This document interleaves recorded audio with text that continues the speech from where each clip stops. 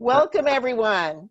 This is my second iteration of a welcome to you all, because now I understand we're live. I'm Susan Horn, President and CEO of Lead Virginia, and we're excited to welcome you to this virtual Conversations with Leaders event, which Zoom technology allows us to reach out to leaders across the Commonwealth to capitalize on the intellectual capital of leaders on various topics. And while in the past we've also always offered these as in-person events, and hopefully sometime in the future we'll be able to do that again, we're able to take advantage of technology and reach people, and you can do this in the comfort of your own home and your own home office. So welcome to everybody. I want to turn things over to our sponsor, Buddy Karukalis, representing Atlantic Union Bank. Buddy is an alumnus of Lead Virginia. He's the class of 2014. He serves on our board of directors as our treasurer,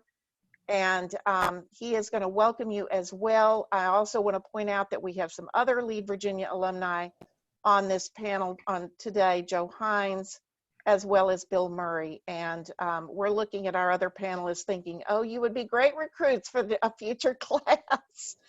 We're really happy to have everyone here and appreciate you all taking the time to be with us. We've got a great group of people participating today as our invited guests and a number of our Lead Virginia alumni as well. So, Buddy Karukalis, I'm going to turn it over to you for some welcome. Thank you very much, Susan, and thank you for everyone for tuning in this afternoon. Atlantic Union Bank has been a proud supporter of the Leaders with Conversation with Leaders program for several years. And it's just a tribute to all the innovation I see lately that we're able to continue with a virtual version. I think this is our third version. And just to give you a little idea of what's happening in the banking world, a previous colleague was speaking at about a time where the COVID pandemic was truly at its peaks, and probably was a little more focused on a new norm and what things look like. And I hope what I'm going to talk about a little bit is a little more uplifting. I'm very proud of my organization, Atlantic Union Bank, and how customer focused we've been. We understand this is a really unique situation. We were extremely involved in the SBA Paycheck Protection Program. All of our employees were extremely dedicated to making sure those funds were available to our clients, which I think Lead Virginia is very familiar with. But since then, and just to give you a little cross-reference, a lot of my clients around the state are small businesses, middle market companies, and so far so good. A lot of them are performing quite well. They've shown some incredible innovation. They've adapted to the environment so far. I know the government has been very helpful. We've had programs out there that we've taken advantage of, and there's a lot of liquidity in the equity markets, and things so far so good.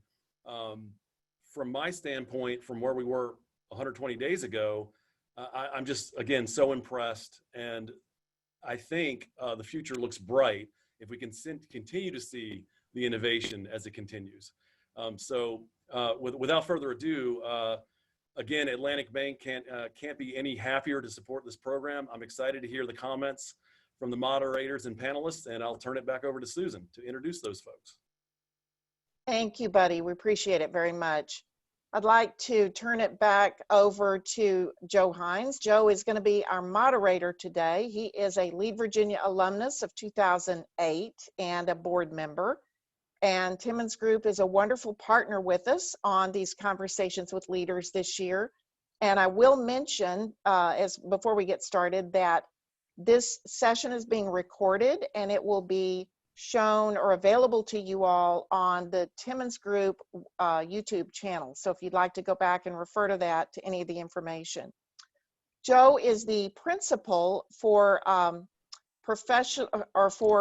community and infrastructure, and a principal of economic development for the company Timmons Group. He is a recognized expert in the area of infrastructure and site preparedness, and is a notable speaker on this topic. He also developed for Timmons Group and the state the TG tier system, which highlights community and site preparedness, and is part of the Virginia Business Ready Sites program.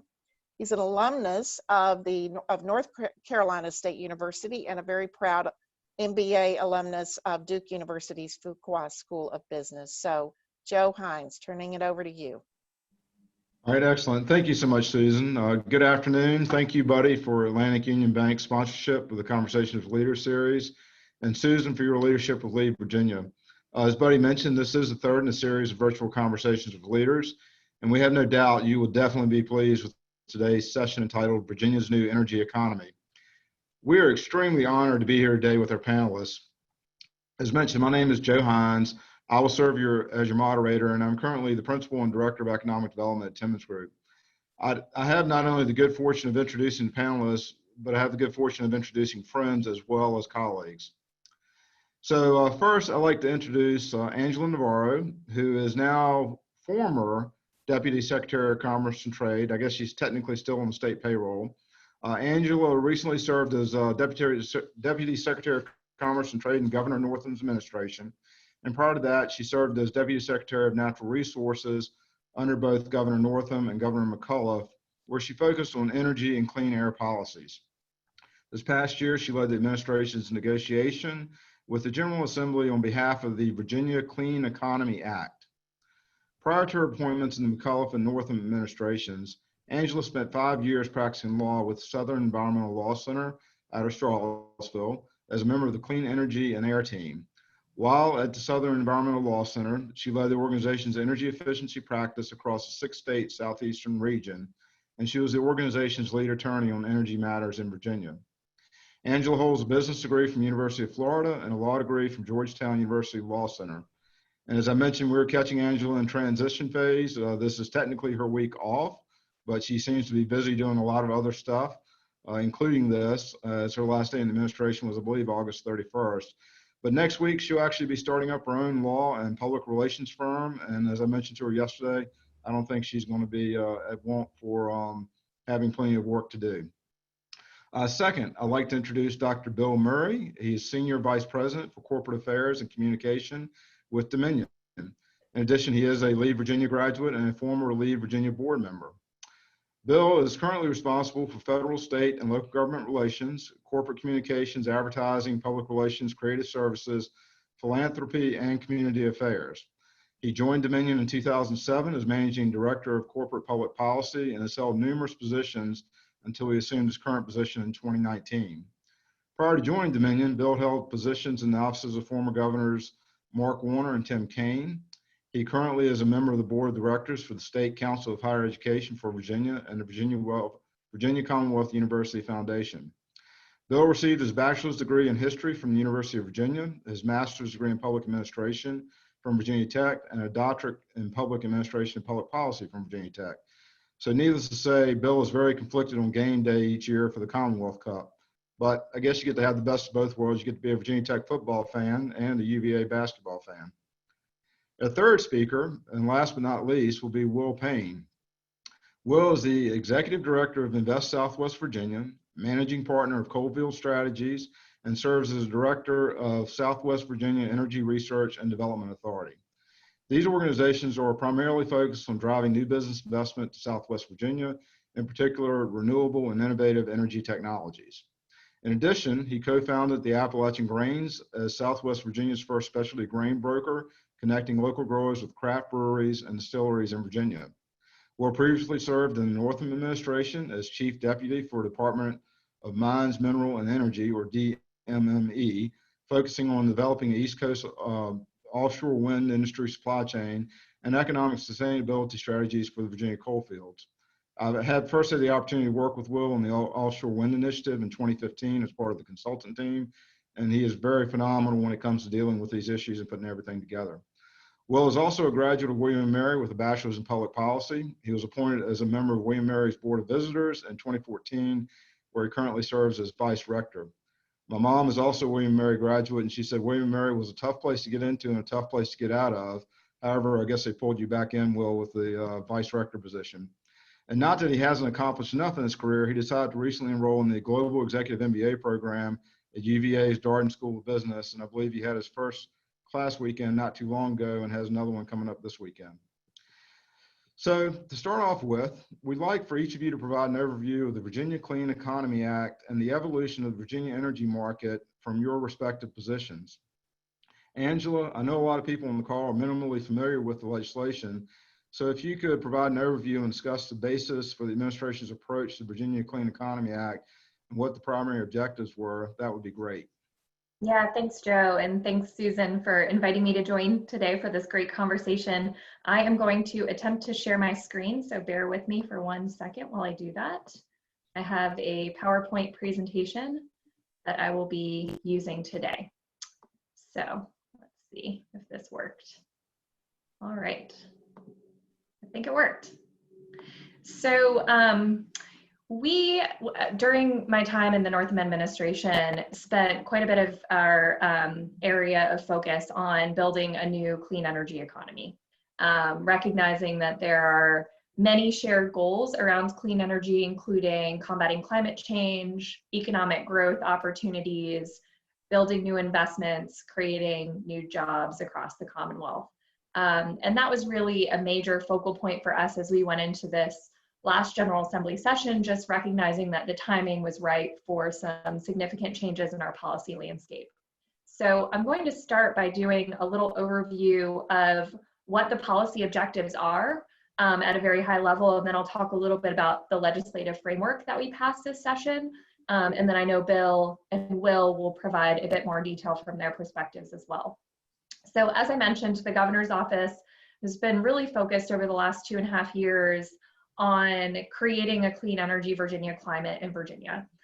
We've worked with our Department of Mines, Minerals, and Energy on launching a new initiative that was aimed at meeting the Commonwealth's goal of powering our electric grid with 100% carbon-free energy by 2050. So that means solar and energy efficiency and onshore wind and offshore wind, as well as some nuclear generation. So those are all the carbon-free sources that are included in these policy objectives.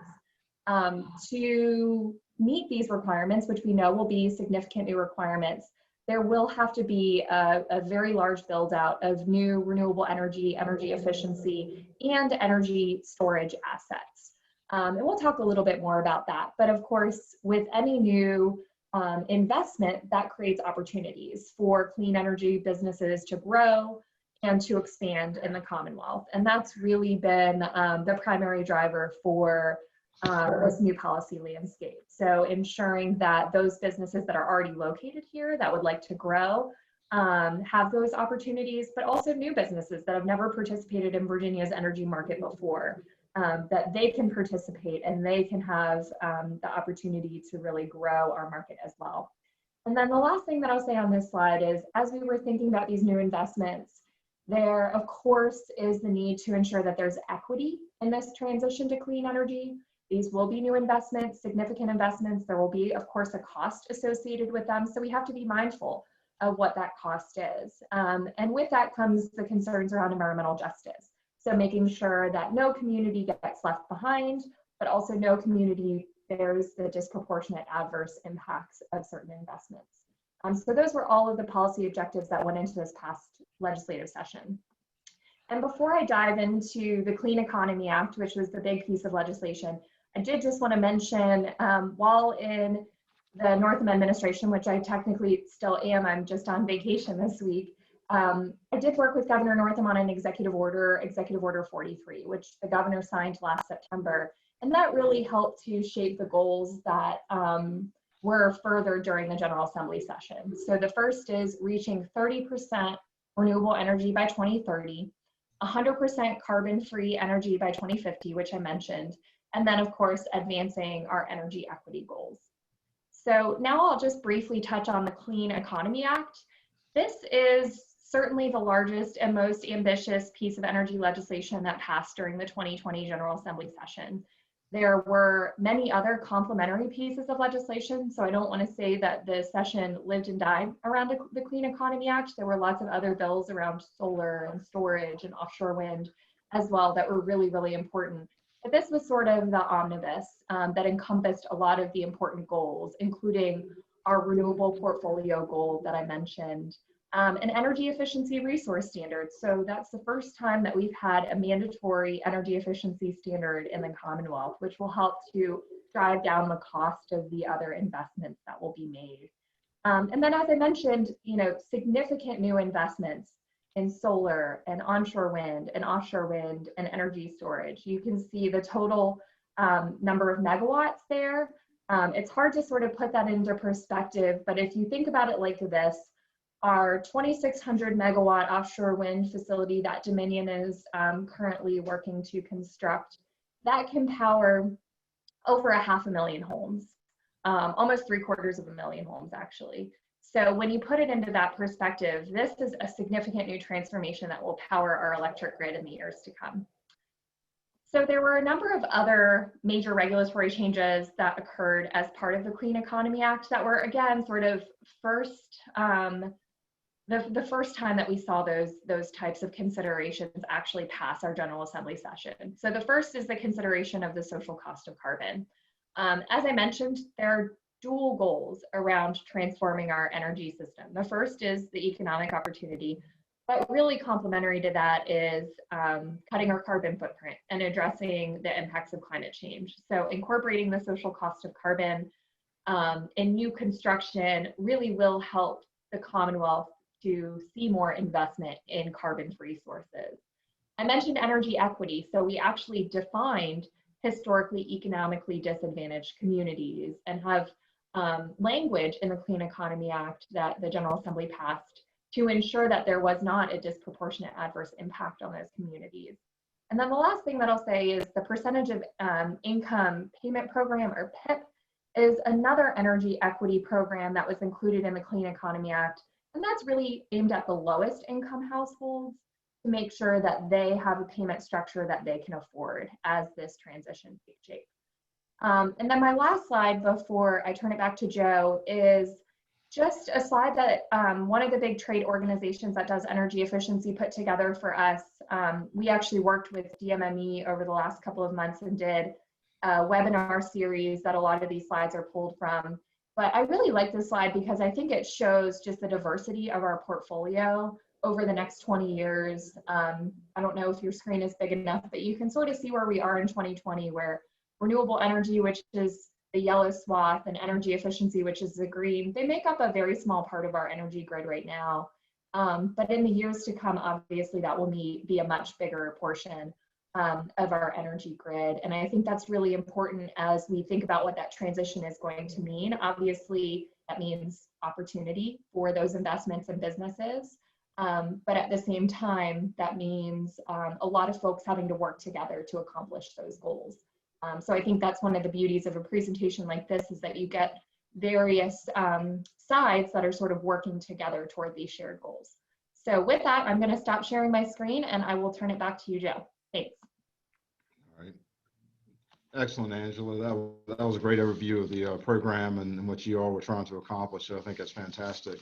So Dr. Bill Murray, Dominion Energy has been a leader in focusing on renewables and minimizing the carbon footprint for a number of years, starting with the clean coal plant out in Southwest Virginia to obtaining leasing rights for the Virginia offshore wind. It would be great if you could provide Dominion's past approach and how you worked with the General Assembly and Angela and the administration in particular to develop an acceptable approach to meet your market demands. And I know like data centers and Northern Virginia and Hampton Roads, Virginia are probably your two most energy consuming markets, but you know how you can become carbon free by this 2050 time period. That'd be great. I'll actually take it back. If the question is when did we first get involved with large scale carbon free energy, it really would be with the construction of Surrey in 1972 and 1973, our first nuclear unit. Surrey was kind of controversial at the time because it was fashionable. And I should first ask, someone's warned me on Zoom calls, always do a sound check. So make sure everybody can hear okay. You're good. All right, very good. At the time in the early 1970s, the thing that people were building were oil units to power electricity, generate electricity. Surrey was somewhat controversial because why not just do oil? It would be cheaper. So Surrey 1 came online in late 1972. Surrey 2 came online in the spring of 1973. That fall, you had the Yom Kippur War.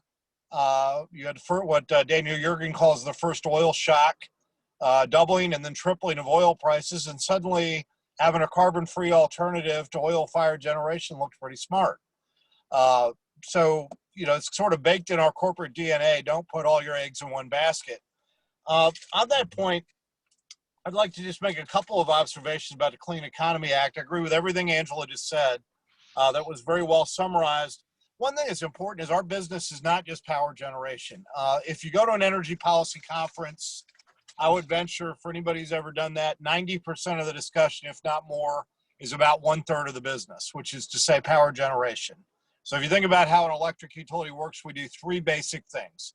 We generate power, we transmit that power over long distances from power stations to substations. And I understand there's a strong school of thought that with distributed energy, some of this model is going to change, but you generate the power, you transmit it, and then you distribute it to individual homes and businesses.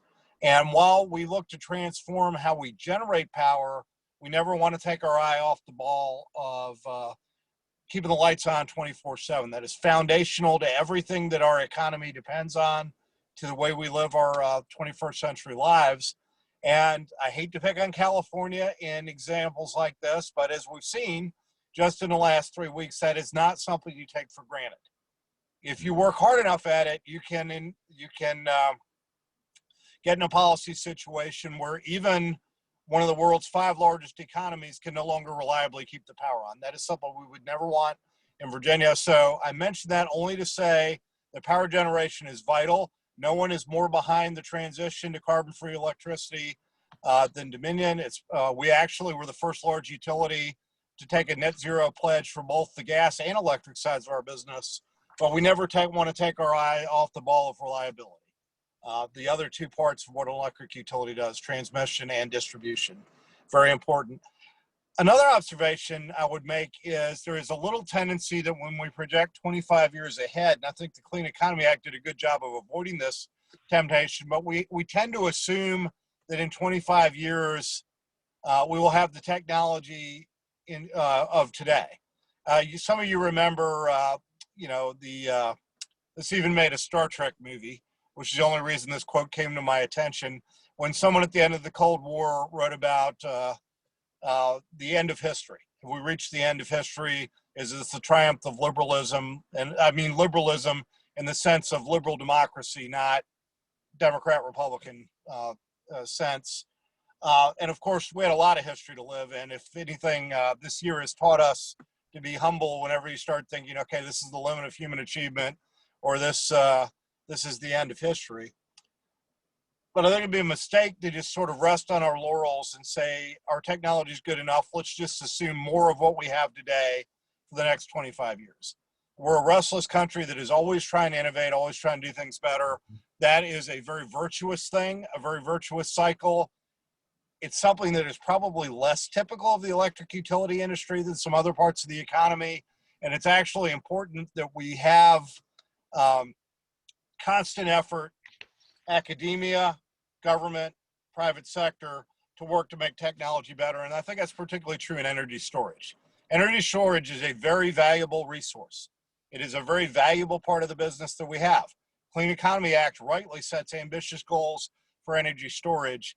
But energy storage today is not where we need it to be in 25 years. And what we do not want, for all of you who've done budget work over the years, is for battery technology to become the waste, fraud, and abuse of energy policy, where you wish away hard problems by simply saying just do batteries, in the same sense that we wish away hard problems in budget space by saying just cut waste, fraud, and abuse, or as John Bennett used to say, the triplets. So with those two thoughts, looking at this from the Dominion perspective and just sort of thinking through what are the implications of the Clean Economy Act more broadly, one is supply chain. We think about energy sometimes as just in a box, and we lose sight of energy projects require an extensive supply chain. It's not quite as extensive as a Ford-class aircraft carrier or an F-35 fighter, but it is an extensive supply chain. Right now, offshore wind, for example, the supply chain is European-based. We want it to be US-based and specifically we want it to be Hampton Roads, Virginia based. So that's a key opportunity. A second, and this is a real temptation in the energy sector where technology is so interesting, and it's a real temptation whenever the economy is down and it seems like job applicants are plentiful, and that is we don't want to take our eye off the importance of workforce. At the end of the day, the utility industry, like virtually every industry on the planet, is a people business. And I used to work in hospitals, and then I later represented hospitals when I worked at the Hospital Association. We used to say that a hospital without doctors and nurses is nothing but an empty building with rapidly depreciating technology. So an energy business is built on its human beings, on the people that run some of the most complex machines in our society, including the single most important machine in our society, the electric grid. So we never want to take our eye off workforce. I will gently chide all of my colleagues in corporate America that in 2008, we got a little lazy. And Susan, I think you would agree with this.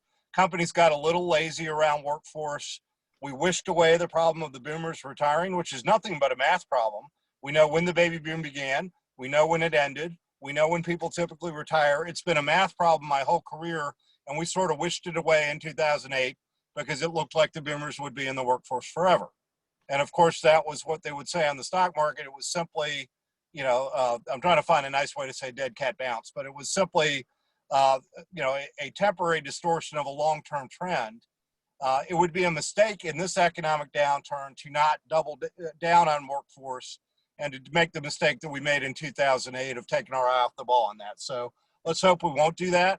What combines workforce and supply chain is the notion of economic development.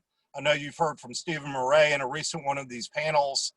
He talks much more eloquently than I would ever hope to about economic development, but it is a key opportunity in several regards. The supply chain that I've already mentioned for these large projects, the economic potential of these projects in and of themselves, which is very substantial.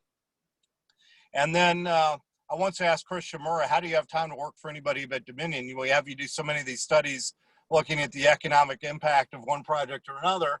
But the economic impact of these actual projects is very substantial. The opportunity for attracting the companies of tomorrow through having the type of carbon profile and the type of clean energy profile they look for. It's already one of Virginia's go-to moves in recruiting data centers and in looking at other opportunities to recruit these best practice companies or even more traditional companies who very much are looking at renewable energy. One of my colleagues passed around a bag of nuts that he bought at a convenience store on Semmes Avenue on the way to work, and it noted that it was produced with 100% carbon-free electricity.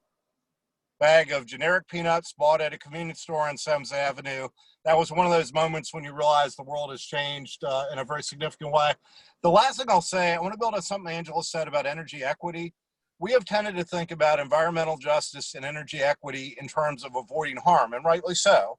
Avoiding, placing, avoiding things that maybe people would be opposed to having in their communities. Increasingly, as we turn to clean energy and as we turn to making a very resilient electric grid even more resilient by doing things, for example, like putting neighborhood power lines underground, some of what we're going to be doing in the future is allocating things that people want, not trying to allocate things that people maybe have a, not in my backyard reaction to. And I'll use the example of strategic undergrounding. That is our program to put distribution lines in the most outage-prone neighborhoods underground to improve reliability. Because while there are a lot of things that cause power outages, 90% of the time it involves a tree on a line or a tree on infrastructure of some type or another. So thinking of energy equity, both in terms of the traditional way we've thought about it, but also thinking in terms of how you allocate things that are desirable, things that people do want to have. A good example of that being underground neighborhood lines. With that, I will shut up and yield to my colleague, Will. All right, excellent. Thank you so much, Bill. And, Bill hit on a key point about innovation and do everything we can to do it better. And I know you've played a key role with DMME in regards to offshore wind and coalfield revitalization. Then you actually took the step of moving from Richmond out to Southwest Virginia. I believe you're in Bristol, Virginia today, to help lead these efforts to diversify the energy economy. It'd be great if you could touch base on the initiatives you're moving forward with, for example, Project Oasis for data center study, and how you see the energy economy and Southwest Virginia rebounding? Sure. Thanks, Joe. Can you hear me okay? Yes. Oh, perfect. It's a pleasure to be here. Thanks, Joe, Susan, Buddy.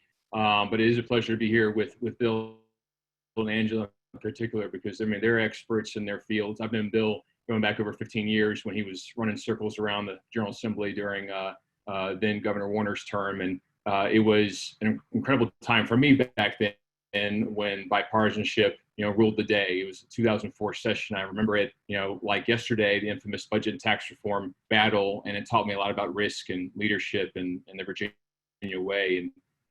And something that, we've lost a bit of here in Virginia politics these days. But, seeing Angela in action is a driving force behind, so much of the environmental and energy policy of the last two administrations. And as you said, we worked together offshore wind, and look at where we are today with offshore wind. And an example of state government and the private sector, Dominion Energy in this case, working together and leading by example. So why am I in this conversation? My firm is, as Joe mentioned, was selected to run kind of a regional marketing business attraction operation here in Southwest Virginia. As Joe said, I moved from Richmond. I want to be all in on this effort, and that's absolutely necessary. Our region's leaders, our elected General Assembly members, were frustrated with the quality of leads being generated and the depth of relationships, beyond the region's footprint and Virginia's borders. So our plan for turning around the state of affairs, call for disruption. And it's by running a prospect development operation, much like a political campaign, where all of us are a lot more comfortable, and with a vision that builds on the region's strategic advantages and sets a course for Southwest Virginia to redefine itself. And just so, we have many definitions of Southwest Virginia. We're using the Go Virginia Region 1 definition. You've got to be south of Blacksburg to be included as far as we're concerned for Southwest Virginia. And energy presents the greatest opportunity for this region, to make that happen. Dominion has been an incredible supporter of our project development work with this newly created Southwest Virginia Energy Research and Development Authority. And we're excited. I can talk about a couple of the projects there that really take the work of the VCEA and the intent behind that, and we're trying to implement that. And also, of course, Appalachian Power and Point Broadband as major private partners. It's very important in these economic development efforts. You have the major private sector partners really step up and support winning teams and winning visions. And so here's why we're all working together. The extractive economy is on the decline. Jobs in coal and gas industries are quickly disappearing. We have the lowest economic growth in the state here, highest unemployment, and a median salary of just under $35,000. The most troubling factor, a declining population in which young people are leaving,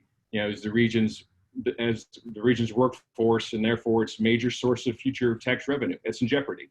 Now, and despite all that, I'm an optimist because we absolutely believe, and our team believes, that we can help turn that around, and that the new energy economy will play a key role. So the VCEA addresses, among other things that have already been discussed, solar, wind, on and offshore, energy storage. And we believe that Southwest Virginia can play a significant role in economic development by focusing on renewable, clean, and zero carbon projects. Our goal is for the region to compete nationwide for entrepreneurs and be the energy innovation capital of the East Coast. And I'll touch on one now, and Joe, I'll get to a couple others, including Project Oasis, I think, in the next question. But Project Innovation is developing the Southwest Virginia Energy Research Park. It's a first of its kind operation in the United States, and will host companies interested in studying, perfecting, eventually commercializing their ideas. Simply put, the park will provide land, labs, scientific assistance to innovators in the energy industry. It will also be a facility that allows middle and high school students in the region to see STEM-related projects in action, get them excited about that kind of future. Our team is laying that groundwork for the park's activities right now. In fact, there are over 100,000 acres of reclaimed surface mine properties in Southwest Virginia, plus adjacent underground mines, is one of our major assets. And we're drawing on years of area expertise in energy technologies and determining how we can leverage the region's geography and its topography for renewable projects. And although we're just in the site vetting operations planning phase right now for this park, we expect the Energy Park to be a premier tool for encouraging investment, in the region down the road. Thank you, Joe. Excellent. Thank you so much, Will. That was fantastic. So for the participants, we're going to go through a couple of other questions we already had set up for this meeting. And then if you have any additional questions, please fill out the Q&A. It should be in your lower right-hand corner, and just fill in questions there that you might have, and we'll try to get to those before the end of this session. So, all right, so the first question we had was, how do you see the energy markets in Virginia evolving over the next 24 to 36 months? And how can Virginia businesses be prepared to capitalize on these opportunities? Dr. Bill Murray. In terms of how the energy markets evolve, I will say demand has, there was some thinking when hard to answer this question without talking about COVID. So I apologize. We're trying to, we all agreed we're going to be as optimistic as possible, not talk about the pandemic, but this sort of necessitates that. So we wondered early on in sort of the dark days of March, what is electric demand going to look like? What is energy demand going to look like? And the Virginia economy, and this reflects the nature of the type of work that gets done in Virginia. It's essential work, whether it's governmental, the world's largest naval base, the CIA, the Pentagon, whether the Joint Base Langley Eustis, whether it is private sector, the backbone of the world's internet traffic, whether it is a government private sector partnership, the homeland security industry in Northern Virginia. It's important work, and it's work that needs to happen, rain or shine. We've got a growing healthcare economy.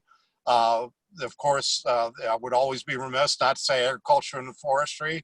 The whole history of Virginia, Virginia's largest industry. It's how our economy was founded. It remains a backbone of our economy. All of that's essential work. So what we've seen is the demand for energy has held up pretty well during this time frame. So I think that the most important thing is to not let up on our work to implement the Clean Economy Act. And if anything, I think they're given the job situation better in Virginia than in a lot of states. There's an opportunity to try to move even more aggressively than we would otherwise to try to start, and we certainly have been doing that. America's first offshore wind farm in federal waters, our offshore wind pilot program, the precursor of our much larger offshore wind project that Angel alluded to. That's finishing construction, going to be energized to the grid shortly. That work continues. Work on solar continues throughout the state. So I think there's no let up, and if anything, there's a need to accelerate effort there. And I would also say it would be important not to lose sight of the land use aspect of what we're going to be doing. The 16,000 plus megawatts of solar energy in the Clean Economy Act means about 160,000 acres of land to support that. So part of the work we're going to have to do with our local government partners and others is have the smartest land use strategy for deploying that amount of solar. Will alluded to some of the opportunities in Southwest Virginia. But I would say, I guess to summarize it in one phrase, all ahead full, and if anything, you want to step on the gas. All right, excellent. That sounds good. Will, how about you? Sure, and I think Bill and Angela can really, and Bill already has, but Angela can talk a little more, give the broader picture. But the simple answer is that we'll see considerable growth, in the deployment of renewables, as we've all talked about. And what's interesting from my perspective, I'm going to be selfish here and talk about my region the entire time, but is how regions like Southwest Virginia, with evolving economies respond. And I say we have the right mindset to take advantage of it, and especially working with the right expertise. And Angela mentioned the Virginia Department of Mines, Minerals, and Energy, DMME, as an economic development focused agency is pretty essential to our work because no one has more expertise in the land and subsurface resources here. I mean, those two resources and after that, our power assets are our major competitive advantage as we pursue the kinds of projects that we've talked about in renewables, and we'll talk about in the next question. But this region's a blank canvas, and so we have so much available land and opportunity for co-location opportunities for renewable assets and businesses who can use those. Solar is a great example. In this case, the region is uniquely positioned, maybe not so much for utility scale here because there aren't a lot of large properties, but we have some decent sized properties, but we have a lot of smaller properties that allow for co-location and for some battery storage that we're talking about, but using pump storage hydro. And we're also working on a project that will deal with the end of life strategies for solar panels, and that's something that's really important to the solar industry and to those who care about what happens to all of those panels. But I do appreciate the wisdom of the General Assembly to keep the Virginia City Hybrid Energy Center, VCHEC, open to 2045, not just because of the jobs, but the facility is really our only viable way to deal with the environmental liability of refuse coal. And this region has a lot of it. And that plant is critical, and I don't know what we would do without that plant. So I'm glad it was included in the legislation. Excellent. Thank you, Will. Thanks. Angela? Yeah, thanks, Joe. Well, I think Will and Bill already said a lot. Obviously, when we're thinking about it from the administration perspective, it's looking at the different opportunities over the next year and a half. So Dominion has committed to having 3,000 megawatts of solar energy under development by the end of the administration. That would include both utility scale solar, as Bill mentioned, land use considerations incorporated into that, but also rooftop solar. So some of the smaller commercial, industrial, and even household rooftops that we're seeing pop up in communities across the Commonwealth. Everybody's mentioned offshore wind, but there are some big milestones over the next couple of years for both Dominion, and there's an offshore wind facility located off the coast of North Carolina that's planning to interconnect into Virginia Beach. So they both have big milestones, and there will be interesting investment decisions that the supply chain will be making. Are we going to be manufacturing turbines and other components here in Virginia? And I think we'll see hopefully some of that investment come to fruition over the next couple of years as well. As Bill said, we have to adjust, considering that we are still in the midst of a global pandemic. I think our local governments have done a really good job of being adaptive, transforming a number of their important decision-making processes into an online format so that it's not holding up everything, but there certainly will continue to be some delays. And so we've got to be adaptable as we think about that. And then the final two pieces are energy efficiency, which there will continue to be a significant ramp up of energy efficiency investments between now and the 2025 targets that are included in the Clean Economy Act, with a really particular emphasis on low income individuals, ensuring that those properties really get addressed in the way that they need to make meaningful energy equity opportunities available to those houses. As Bill mentioned, who gets those investments is an important decision going forward. And then the final piece of the stool is energy storage.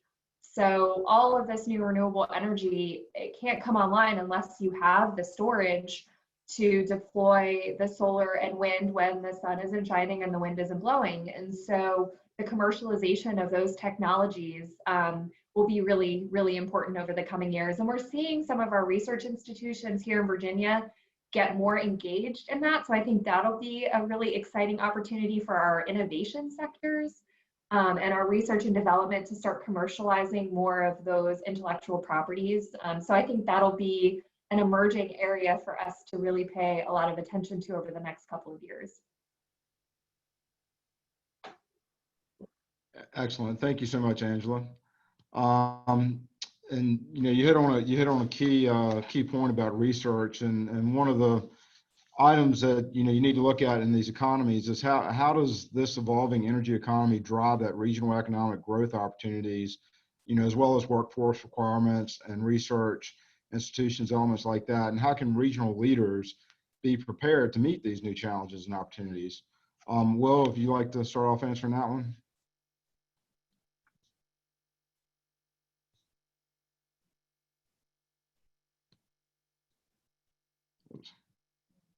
There you go. Thank Just you. unmuted you, Sorry, Will. I'm having problems there.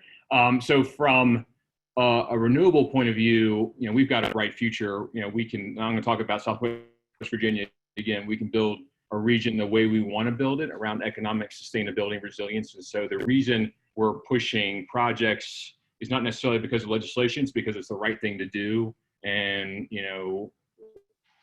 but we do see the opportunity for success, and legislation helps us and gives us that backing we need to pursue those. But we're talking about investment rated opportunities, sustainable, renewable models that can generate returns. And so let me just touch on some concrete examples, what we're calling our big idea projects. And we have about 3 dozen projects we're working on right now that are mostly traditional job projects, and some in final stages, but these are kind of longer term, bigger idea projects that are going to have taken a long time to get to this point here. So Project Revolution involves developing a filtration system that can remove pollutants from the emissions of coal-fired power plants and other industrial sources, and then package the filter out materials for recycling. And I think this company is now part of the Dominion Innovation Center.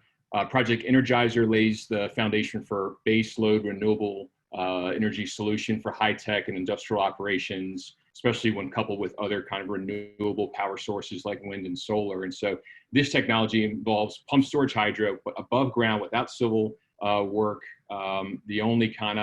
We're saying right now, pump storage is the only proven long-term power storage technology that has the potential to deliver baseload renewable power.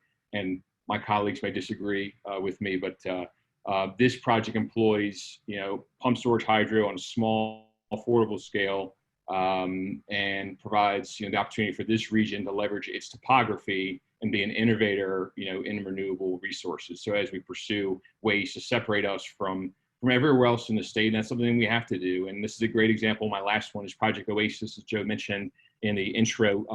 This is a Go Virginia project we pursued beginning summer of last year, seeks third-party validation for Southwest Virginia to become the location of choice, or a location of choice in the Commonwealth for data centers based on not just our power and broadband infrastructure, but the use of innovative energy applications unique to this region. In this case, we're studying the use of 51-degree mine pool water for HVAC cooling as a significant cost and energy savings tool. We have billions of gallons of water underground just waiting to be used.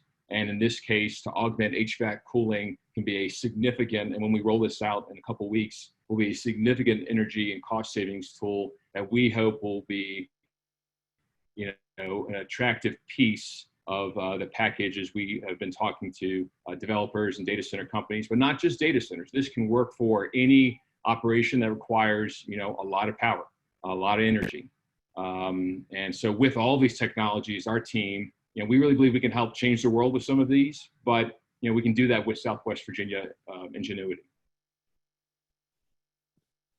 Excellent. Thank you, Will. Angela, I know you're switching back over to the private sector after a number of years in state government. What are your thoughts on this and driving the regional economic growth opportunities? Yeah, Joe, I really like the question.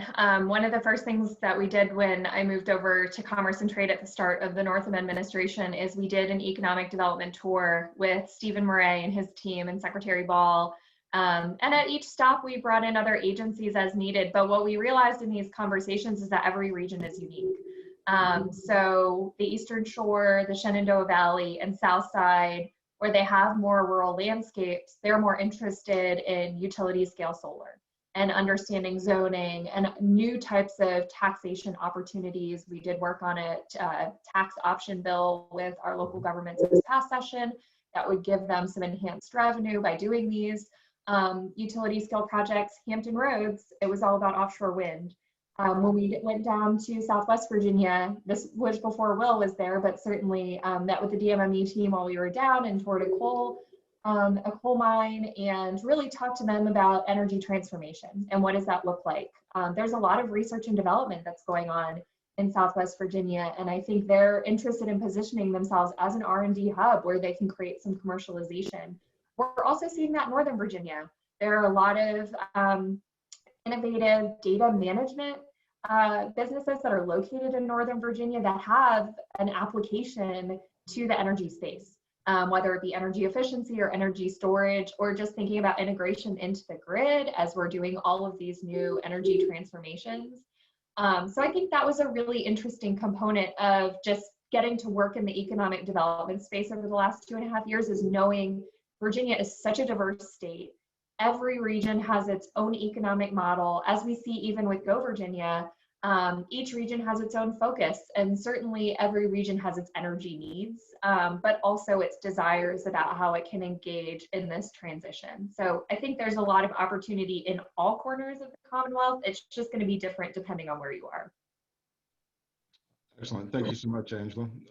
Bill, how do you see this playing out from Dominion's perspective? I would echo everything Will and Angela just said. I will take the technology piece. Virginia, collectively, we are rightly proud to have the #1 higher ed system in the country. Mm-hmm. We have the #1 higher ed system. We don't, and I think this is probably to the good, we don't have a 100,000 student campus like Ohio State. We've chosen not to do one single giant campus. And as a result, our sort of research excellence is not in one place. It's distributed across the state. And if you look at the technology challenges facing energy, I would say chief among them, but not solely, is energy storage. Will touched on that some. I will say we need all the energy storage we can get. Angela talked about its importance also. There's no one solution. Every approach to energy storage is something we want to really work to develop, because we've got a tremendous need for energy storage, single most important policy issue and technology issue facing the industry. But getting back to what I said earlier about reliability, we've also got very significant cybersecurity challenges. As you all know, cybersecurity is not protecting against Ferris Bueller changing his grade from his mother's basement. It's against large nation states who want to use cyber warfare as an asymmetrical form of warfare. And certainly the electric grid's part of what they look at. We have strength in all of these areas. We have strength in oceanography at VIMS and at Old Dominion University. Certainly that's going to be an important strength to leverage in doing the offshore wind development. So our higher ed system, by design, is distributed across the state. It's a key component of workforce, but it's also a key component of solving unsolved problems. And that's something that we want to leverage. We've got the best higher ed system in the country. We've got an opportunity to be the nation's clean energy leader. It seems like a great potential marriage. We ought to make it happen. Excellent, excellent. Thank you so much, Bill. So we had a couple of pre-webinar questions, which I think we have answered most of those. And so we got a couple of questions that have come up since the beginning of this topic.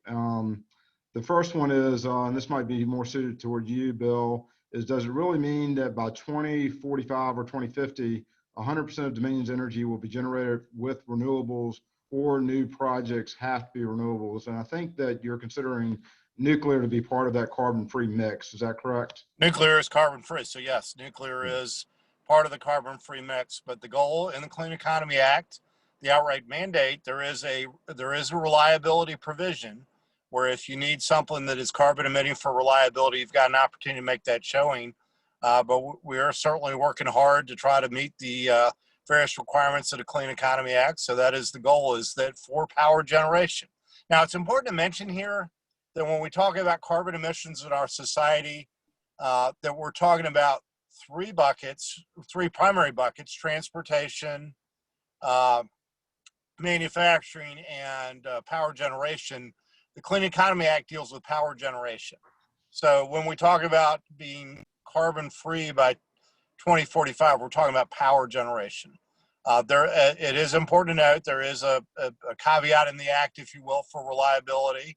That caveat's not a reason to let up on the oars, as my daughter, she was on the rowing team or the crew team at SMU, would say. You know, you don't want to let up on the oars, you want to do your level best. But certainly nuclear would be part of the answer. And I just refer you back to Angela's graphic. I thought did a good job. I'm a big believer a picture's worth 1,000 words, and that did a good job illustrating all the resources you would need: renewable energy efficiency, storage, and nuclear to try to get to that goal by 2045. But I would say that really, and here I'm going to repeat what I just said in the previous answer, it would be a shame if we tried to meet the challenges of 2045 solely with the technology of 2020. And of course, we won't do that. We're a country that is impatient with technology. To make sure I could log out of this Zoom call, we blocked Zoom at Dominion for security reasons, for the reasons previously noted about cybersecurity. So I have 5 of my daughter's cast-off devices from over the years. It looks like an iPad and iPhone museum, because I've learned to just travel with several Zoom-capable devices and hope one of them will work. So it turns out I think this is a 2015 era iPad, seemed to be the winner today. We're a country that is always looking to improve technology and moving towards that goal of carbon-free by 2045. Certainly technology is going to be a key part of that. Excellent. Thank you, Bill. Yeah, to all the listeners out there, we've been wondering when a police officer was going to come knock on Bill's window asking him what he was doing. So next question, and this is probably a good one for you, Angela. Will Virginia's electric cooperatives have the same carbon-free requirements of the Clean Economy Act as private sector electric companies, AEP and Dominion? That's a great question. So the electric cooperatives were exempted from most of the requirements of the Clean Economy Act. We did work with the electric cooperatives on a solar energy bill with them last session to expand some of the distributed solar investments that they would be making. A lot of our electric cooperatives don't actually own much of their own generation. They do implement some energy efficiency programs and some distributed solar programs, but most of the electric cooperatives in Virginia don't actually own all of their assets. ODEC, which is sort of the trade organization that many of the electric cooperatives fall under, they contract with independent power providers and also with Dominion. So they certainly have a little bit of a different consideration, but the Clean Economy Act focused explicitly on the investor-owned utilities, which are Dominion and Appalachian Power. Gotcha.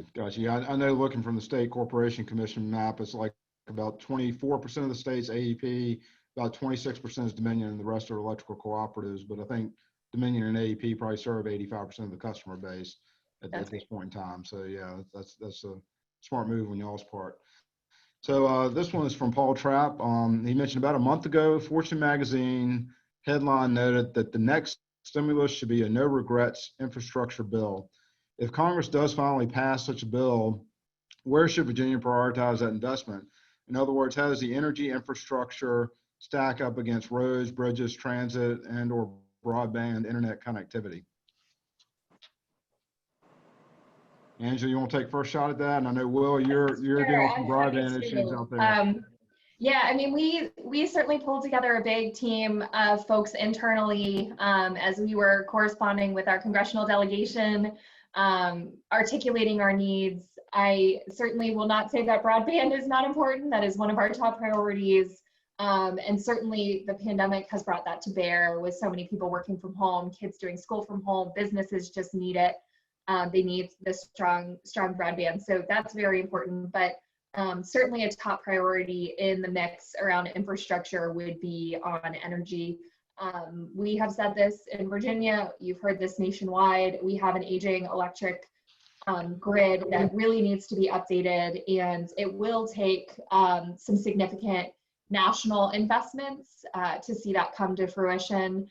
I don't know that any one state necessarily has that capacity, and if we do, we'll have to do it in a very piecemeal way, which might not be the most productive. Certainly when we got some ARA funds, we were able to deploy them in really meaningful ways across the Commonwealth for some energy investment projects, really trying to be forward thinking. And so that's the sort of policy approach that we'd like to see this time around, giving states some flexibility to meet their energy system demands and to ensure that they can put the money to use for the unique assets that they would like to invest in, whether that be storage or maybe some enhanced microgrids around some of our sensitive assets, or just thinking about how we can transition our electric grid, upgrade our distribution system, those sorts of things. Obviously, Dominion and Appalachian Power and the co-ops are doing a lot of that work, but having a more streamlined nationwide investment, I think, would be important. Excellent. Well, I know you wrote a book about former Governor Warner and now Senator Warner. If you were to sit down and have a beer with him, how do you think he would answer that question? oh gosh, go a few different ways.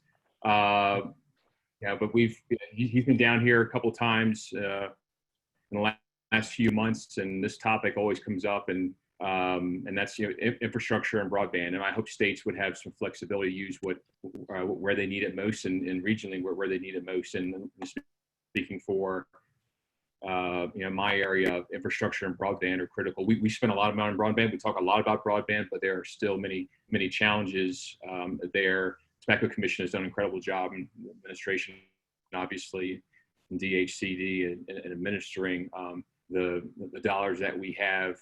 But as we look at some of the projects that we're trying to focus on, and to lure to entice a data center or a developer to look at a region like in Southside or Southwest, and of course they've already a couple instances of data centers, but it's going to take some significant effort toward boosting our inventory of sites. Some localities in rural areas have one site, and that's it, and it's not even developed well. And so we need to, this is something I know VDP and administration constantly focused on, a lot of the economic developers around the state, having that site inventory built up. But those are the two most important things for me as we kind of focus a lot of our projects.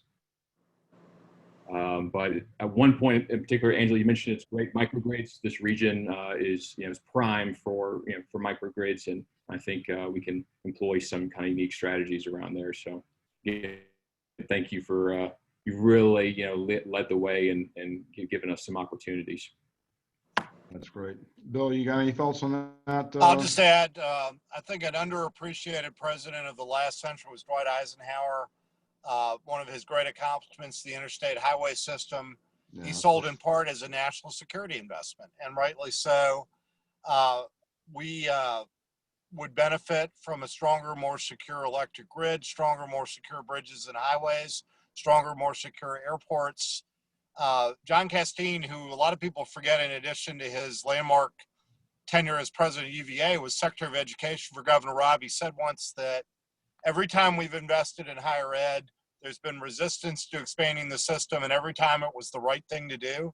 Similarly, if you look back the earliest days of our republic, the investments in the very early presidential administration, starting with Washington, in canals, things like that, internal navigation.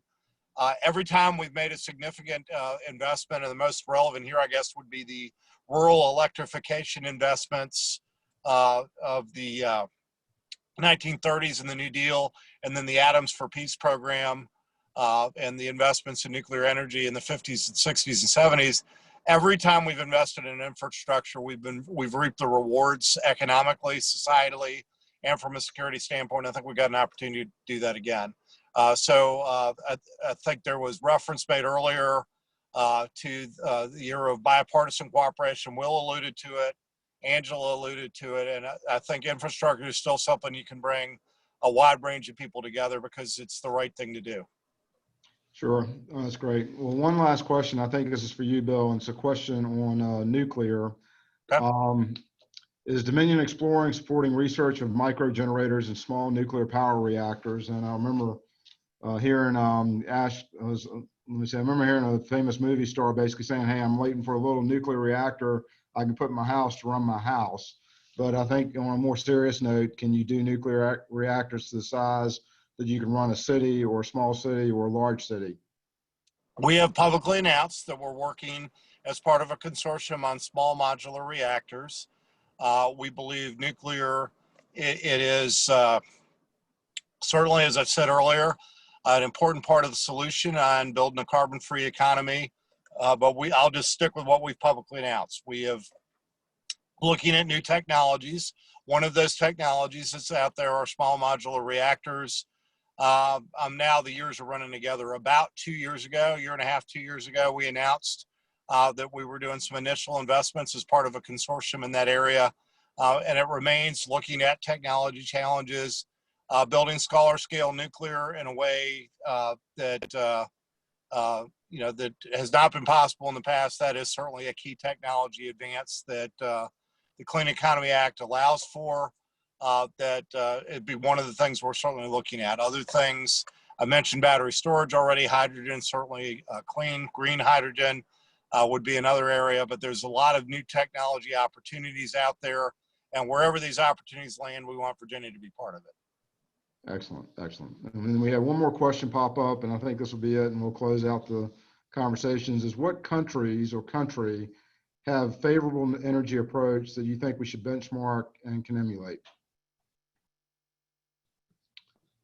Well, I'm Anybody happy want to to take that? start. We have done a number of trade missions over the last couple of years on various energy investments, but the last 2 years we've spent quite a bit of time in the United Kingdom thinking through their investments in offshore wind. They, of course, have been a leader in Scotland and the North Sea, and the UK having this very significant manufacturing hub.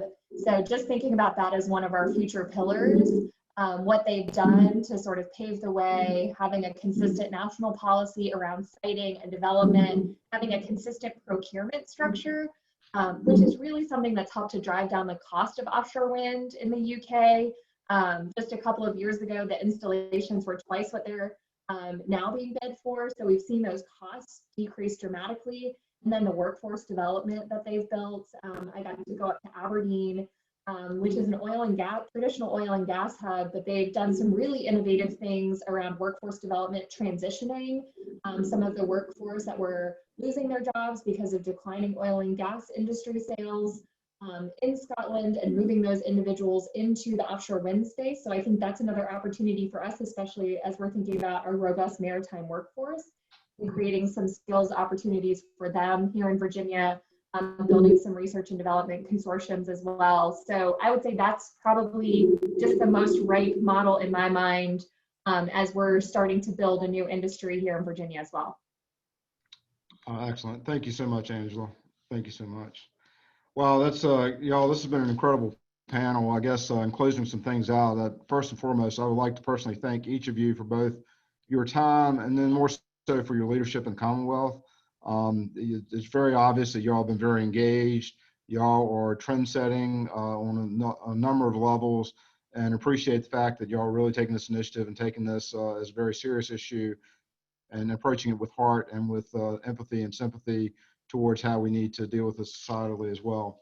Obviously, as coronavirus and other social issues, including the upcoming presidential election, start to settle down, you know, each one of you has a different perspective, but if you had to pick something to kind of end on a positive note, and Susan is one of the most positive people on the face of the earth, and I think she always wants to look for that silver lining in the cloud, what would be your closing thoughts for this energy panel moving forward? Angela, your thoughts first. Sure, thanks, Joe. Well, thanks to you and Susan for organizing this great panel. It's been such a pleasure to speak with Will and Bill, who I've spent lots of time over the years building a professional relationship with, especially now as I'm transitioning to a new career and moving out of state government. So it's very exciting, but also a little nerve-wracking. So I really appreciate the sort of soft landing of being able to continue to talk a little bit about what I did in my previous job. You don't get that many opportunities to sort of blend different policy goals for one shared outcome. And that's something that we were really able to do this past General Assembly session. How we've spent so many years working to build a clean energy economy, create new job opportunities, build a new workforce, transition that workforce to those jobs of the future, but at the same time focus on the climate change crisis that we're facing in Virginia, rising sea levels in Hampton Roads and across the entire East Coast. So we were able to blend those two things together to create this really significant and important outcome. And that was one of the most valuable lessons that I've learned in all of my time in state government, is how progress happens. It takes a really long time. You have to be very dedicated and focused, because you'll face lots of no's and lots of doors slammed in your face for many, many years before you get to that point. I'm just really proud of being able to work with a broad coalition of folks, many, many legislators across both sides of the aisle.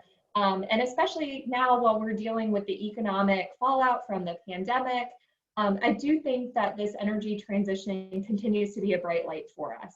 Number one, because as Bill said, energy needs are always going to be there. They might fluctuate over time, but certainly we are going to need these energy investments for the foreseeable future. And even as we're thinking about, before I left the administration, our economic recovery plans, The clean energy economy is one of those pillars. So you think about investments in innovation and technology, and we have Amazon's headquarters moving to Northern Virginia and what that is going to do to transform the landscape up there. But we think about clean energy in that same space as building this new innovation, technology-oriented industry here in Virginia that's going to create a lot of opportunities to bring new businesses in and to start up new businesses. So I think that's a really important thing for us all to take away from the presentation today. So thanks, Joe. Thanks, Susan. Really appreciate the opportunity to chat with you guys this afternoon. Absolutely. Thank you, Angela. Will, your thoughts? Perfect. Sure. Well, the Clean Economy Act brings a lot of folks together: Republicans, Democrats, environmentalists, capitalists. And I know I may sound like a broken record on our work here, but that's my job, and I'm proud of my team. We have legislators, Senator Ben Chafin, Delegate Terry Kilgore, Delegate Israel O'Quinn, and Senator Todd Pillion serving as co-chairs of this Tobacco Commission-fueled marketing campaign. Probably the only instance in Virginia where you have General Assembly members stepping up, aggressively pursuing business prospects, working leads, traveling, flying, making phone calls, doing whatever it takes. And they're all in and making the case for investment in Virginia. And so if I leave you with anything, it's that, regions like ours have to fight, and we are fighting every day to ensure the economic sustainability of our region. And that means focusing on innovation and disruption, and as Angela said, and in our case, it means leveraging the remains of the coal industry to deploy renewable assets and attract new investment to the area in the form of job creators. And so we're proud to work with Dominion and Appalachian Power, all the utilities we work with down here, our state and local government partners, leaving ego aside, everybody, and doing what's best for the region of Virginia. And it's just really exciting. We can do that around energy. And, for our sake here, ensure that Southwest Virginia retains that lead position it's had for so long in energy, but in a different path, and for the goal of building a future for its children. Thanks. Excellent. Thank you, Will, and thank you for your time. Bill, close it out. So a phrase popped into my head 80 years ago. The Battle of Britain was raging. It didn't look like necessarily Western democracy was going to make it. Most of the Western democracies had fallen to the Nazi war machine. Britain was the last holdout. It wasn't clear they were going to survive. Operation Sea Lion hadn't been canceled yet. Battle of Britain was raging night after night in London and other cities in England. And Churchill would give optimistic speeches. He would always end by talking about forward to the broad sunlit uplands. And I recognize this is a difficult year. I'm in no way trying to sugarcoat this. This is a very challenging year economically from a public health standpoint. A lot of human tragedy is unfolding, but we can emerge stronger, move towards literally the broad sunlit uplands. And then I remember something Churchill said at the end of the war on Victory in Europe Day, ironically, right before he was voted out of office. He encouraged people not to let up because we still had the war in the Pacific to conclude. But he had a phrase at the end: forward until the whole world is safe and clean. And that's actually a good, pretty much touchstone for clean energy. Broad sunlit uplands, forward until the whole world is safe and clean. Those are good goals. They remain good goals, and in the darkest hours. And if you ever want to, I know we're in an era, all of us are watching way too much television. And I think that I speak for almost everybody on the call that probably we should have less screen time enforced on ourselves, not just on our children. But Darkest Hour, I think it's a pretty good snapshot of that, the movie about Churchill and some of his speeches. But broad sunlit uplands, that's what we're about. The North Star, if you will, the end in mind, is a better, stronger world, a cleaner world, a world with high-paying jobs, a world with new technologies, if you will, a third industrial revolution. Those are pretty fun things to be working on. They're pretty good causes for optimism, and so we should keep working on it, even amidst the current unpleasantness. And thank you for the opportunity to talk today, and for all that Lead Virginia does to always look to the future. All right, excellent. Thank you so much. Thank you so much, Bill and Will and Angela, for your time. In closing, before I hand it over to Susan, I would like to thank Atlantic Union Bank and Buddy again for this Conversations with Leaders sponsor for 2020, and Susan again for her inspirational leadership as CEO of Lead Virginia through these difficult times. As I mentioned, she's without doubt one of the most positive people I know. Obviously, we'll be scheduling the next virtual conversations, hopefully sometime in October. Exact date and time to be determined based upon our speakers' availability. But now I would like to turn it over to Susan and wish everybody a great day and be safe. Thank you, Joe. Thank you also to Buddy and to Atlantic Union Bank and to our distinguished panel. We are very, very grateful for your time and for the sharing the wonderful information that you have. This is obviously a highly complicated, complex topic that intersects with so many different aspects of our lives and our work, and so important. So we thank you for being on the call. We thank you for sharing your intellectual capital with us, and look forward to our next session. Thank you, Joe, for moderating, and very much hope you all have a great weekend. I will point out that we have an important milestone tomorrow to acknowledge and to remember and reflect on with 9/11, and just appreciate all the positive energy that you all are bringing to the work that you're doing. We are very, very fortunate we have such forward-thinking leaders in our midst and working on Virginia's behalf. Thank you all. Thank you so much.